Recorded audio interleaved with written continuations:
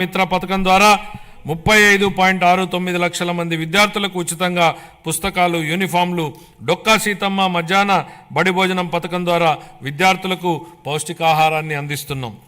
ఉపాధ్యాయులకు స్నేహపూర్వక వాతావరణంలో కూడిన విద్యా వ్యవస్థ కోసం గౌరవనీయ మానవ వనరుల అభివృద్ధి శాఖ మంత్రి నారా లోకేష్ గారి చొరవతో మా ప్రభుత్వం అన్ని ప్రభుత్వ పాఠశాలలకు ఉచిత విద్యుత్తును అందించాలని నిర్ణయించిందని గౌరవ సభకు ఎంతో సంతోషంగా ప్రకటిస్తున్నాను. ఇది స్థానిక సంస్థలపై ఆర్థిక భారాన్ని తగ్గించడమే కాక ఉపాధ్యాయులు మరియు విద్యార్థులకు ఒత్తిడి లేని వాతావరణాన్ని కల్పిస్తుంది.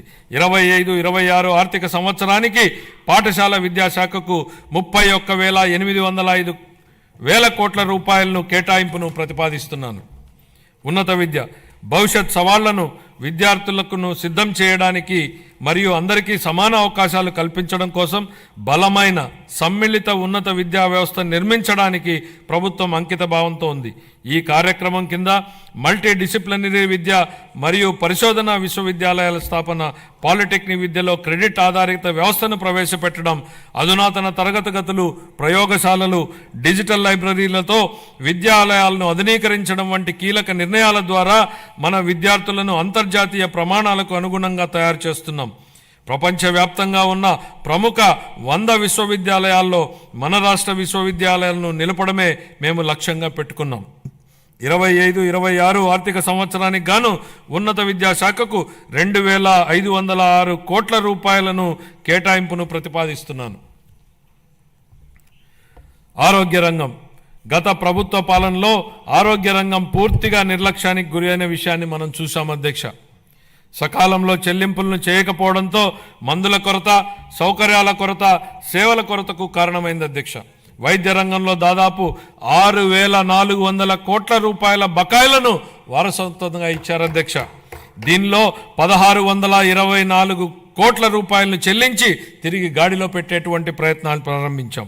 నిర్లక్ష్యానికి గురైన వైద్యారోగ్య రంగాన్ని గాడిలో పెట్టడమే కాకుండా ఈ శాఖకు సంబంధించి ప్రజారోగ్యానికి సంబంధించి మేనిఫెస్టోలో ఇచ్చిన హామీలను అమలు చేస్తున్నాం.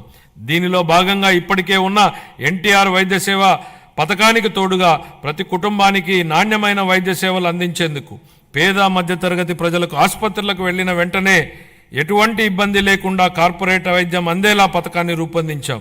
దీనిలో భాగంగా ప్రతి కుటుంబానికి 25 లక్షల రూపాయల ఆరోగ్య బీమా పథకాన్ని అందుబాటులోకి తీసుకొచ్చేందుకు మా ప్రభుత్వం ప్రణాళికలు చేపట్టింది. ఈ ఏడాదిలోనే ఈ పథకాన్ని అమల్లోకి తేనున్నాం. దీంతో పాటు ఆసుపత్రుల్లో మందుల సరఫరా, మెరుగైన వైద్య సేవలు, పారిశుద్ధ్యం వంటివి ఇప్పటికే చేపడుతున్నాం అధ్యక్ష. 25-26 ఆర్థిక సంవత్సరానికి వైద్య ఆరోగ్య మరియు కుటుంబ సంక్షేమ శాఖకు 19,264 వేల కోట్ల రూపాయల కేటాయింపును ప్రతిపాదిస్తున్నాను అధ్యక్ష. పంచాయతీరాజ్ మరియు గ్రామీణాభివృద్ధి గ్రామాలు శక్తి సంపన్నమై స్వయం సమృద్ధి మరియు సాధికారతలతో తులతూగకపోతే దేశాభివృద్ధి అసంపూర్తిగానే ఉండిపోతుంది. దీన్ దయాళ్ ఉపాధ్యాయ అన్న మాటలు అధ్యక్ష. గ్రామీణ ప్రాంతాల అవసరాలను తీర్చాల్సిన గురుతర బాధ్యతను గత ప్రభుత్వం విస్మరించింది. రహదారులు, తాగునీటి వంటి కనీస అవసరాలను పొందడం ప్రజల హక్కు అయినప్పటికీ గత ప్రభుత్వం వీటిపై దృష్టి పెట్టలేదు. స్థానిక సంస్థల నిధులను పక్కదారి పట్టించడం వల్ల మన రాష్ట్ర గ్రామీణ ఆర్థిక వ్యవస్థలపై ఇది ప్రభావం చూపి గ్రామ పంచాయతీల హోదాను దిగజార్చింది. గౌరవనీయ ఉప ముఖ్యమంత్రి శ్రీ పవన్ కళ్యాణ్ గారి మార్గదర్శకంలో ప్రజల జీవన ప్రమాణాలు మెరుగుపరచాలనే లక్ష్యంతో మా ప్రభుత్వం గ్రామీణాభివృద్ధిలో ముందడుగు వేస్తోంది. ప్రజల చురుకైన భాగస్వామ్యంతో మా ప్రభుత్వం సమగ్ర గ్రామ పంచాయతీ అభివృద్ధి ప్రణాళికలను రూపొందించి గ్రామాలలో సిమెంట్ రోడ్లు, తార్ రోడ్లు, పశువుల పాకలు తదితర 30,000 పనులకు మంజూరు చేయడం జరిగింది. 4,300 కిలోమీటర్ల మేరకు మంజూరైన సీసీ రోడ్లలో ఇప్పటికే 3,000 కిలోమీటర్ల రోడ్లు పూర్తయ్యాయి. మరో 1,300 కిలోమీటర్ల మేర రోడ్లు తుది నిర్మాణ దశలో ఉన్నాయి. వీటి ఫలితంగా గ్రామీణ ప్రాంతాలలో పరిశుభ్రమైన వాతావరణం ఏర్పడి ఆర్థిక కార్యకలాపాలు, ఉపాధి కల్పన జరిగింది. గత ప్రభుత్వం 5 ఏళ్లుగా స్మార్ట్ ఎల్ఈడి వీధి దీపాల పథకాన్ని పూర్తిగా నిర్లక్ష్యం చేసింది. 150 కోట్ల రూపాయల మేరకు బకాయిలను చెల్లించడం ద్వారా మా ప్రభుత్వాన్ని ఈ కార్యక్రమాన్ని పునరుద్ధరించింది.